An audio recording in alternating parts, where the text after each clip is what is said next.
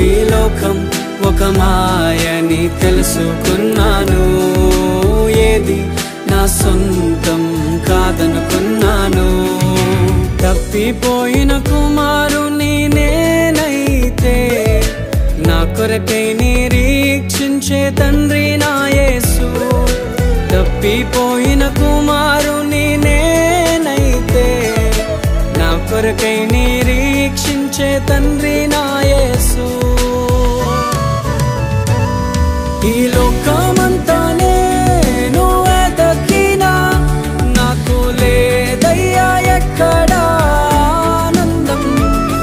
నీ సన్నిధిలో ఒక్క క్షణం గడిపినా నా హృదయం